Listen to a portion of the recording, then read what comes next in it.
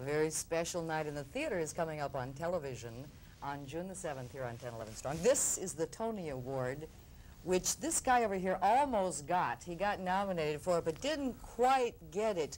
What would you have said, Robert Klein, if they had said, "It's yours, kiddo," for it? They're playing our song, is what he did. I'd like to thank my drama teacher, Miss Welch, in heaven, and I'd like to thank Rodney Dangerfield, and I didn't win it. I remember that moment. The winner, not Klein. See, that's a deja vu, I think. Well, somebody's going to win it. Not you this year, but you're going to be on the show. Please, don't tempt me any longer. Okay, shall I put it? It was suffering enough. They nominated me. At first I said, oh, it's apples and oranges, who cares? Then the camera was on me just before, and I'm going, I want this. I want this badly. I felt like Lady Macbeth. I would have killed anybody to get it. You know, you got to call him Robert, because if you call him Bob, it's under great pain of potential bodily injury and harm. That's one of my... Who said that? You did. Well, a few people can call me names. Lee Grant is allowed to call me Bobby. It's a special dispensation. But no one else. Walter Cronkite can call me Knuckles, but there are private reasons for that. Henry Kissinger can call me Boo Boo, but this is special. I don't want to talk about it. Robert, you talked about Rodney Dangerfield, and I know he was a great help to you. There seems to be a rediscovery of him. The kids love him now. Considering the age that he is and the shtick that he's doing now, what do you think that... That's you know, I've been touting him for years. Actually, he is, despite the fact that he comes in a conventional comic package, black suit, tie, and, you know, just stands there as seemingly just a monologist, he really has wonderful things to say, some of which, I mean, he goes from the vulgarist to absolutely, he excels Russell Baker. I mean, I shouldn't say excel, that's wrong. But he can compare with people like Russell Baker of the New York Times or Art Buchwald when he says things like, you know, we went to the topless joint, you know, they wouldn't let me in. I wasn't wearing a tie, you know. Or, you know, no respect, man. Our parks are unsafe, our streets are unsafe, our schools are unsafe. But under our arms, we have complete protection. That's social commentary. It's great. I don't know why exactly. I think it was inevitable because he's so funny. You know, in fact, he complained to me recently that I make my living doing college concerts a lot. And when Rodney does them now, they won't let him speak. He's just screaming in the middle of his bits and all that, you know.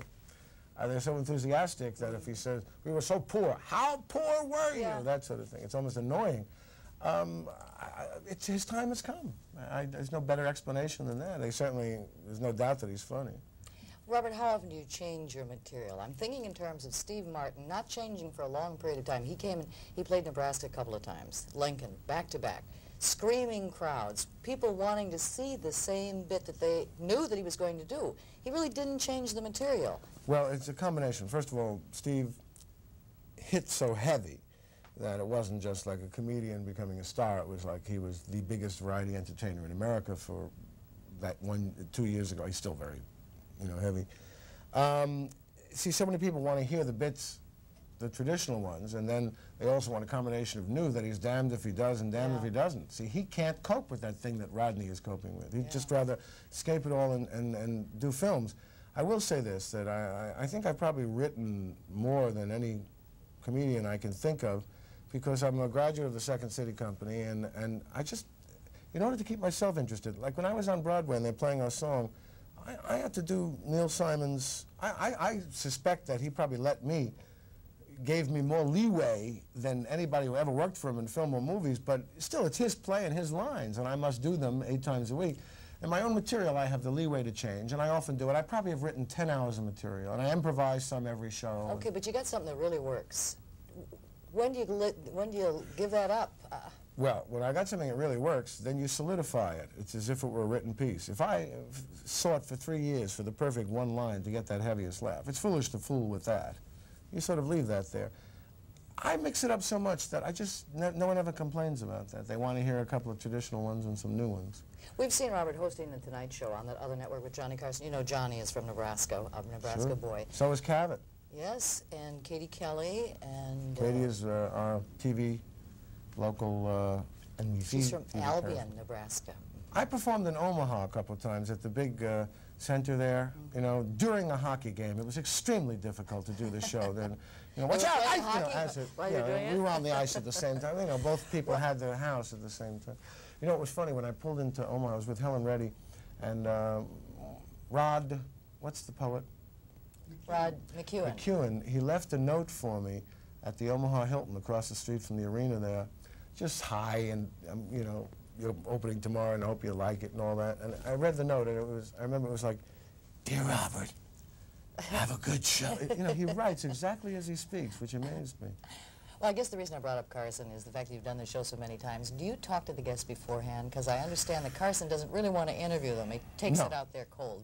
What do you do? He doesn't take it out there cold. He does what they do on local interview shows as well. I thought it was Ed Sullivan, for a quick second.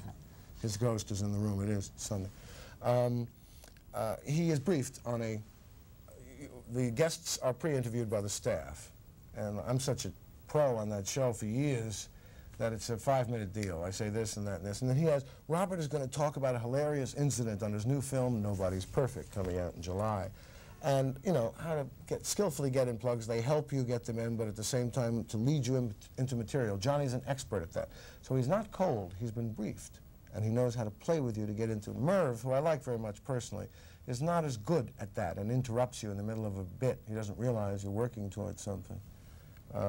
Johnny, when I host it, I go down and shake hands. A little kid, Gary Coleman, was on. I went down, you know, for the bodyguards. Where are you going? You know, the Uzi submachine guns. They went through into the vault, saw the kid. He was a nice kid, and shook his. He slipped and fell, and Fred Silverman must have had cardiac arrest, because there's the franchise there. I like to shake hands with everyone beforehand, except the animal acts, because you know, Jane White will be there with But you don't really hawk. talk to them. You're not going to go up to Gary Coleman and say, "Hey, we're going to talk about maybe the problems you're having with your kidneys." Or No, okay, no. Before that, you know, for example, what they want to talk about and don't. That's fair and square, after all. I think it's well known that he has some medical problems and he's devoted his time to those charities. There was no point in discussing an entertainment show. There may be certain ground rules. Like, for example, someone may come on, some woman, and she'll discuss her up to her 7th and 8th marriages, but very sensitive about the 9th and 10th. You know, one of those? And she lives in the valley and eats organic mud all the time. And her new movie is coming out. It's called Kill Me, Whip Me, Hurt Me, Thrill Me, and it's PG. Well, are you going to do some comedy on the Tony Awards presentation, or are you going to sing? I think I'm going to sing. They haven't told us exactly. I'm going to entertain. From there playing our song?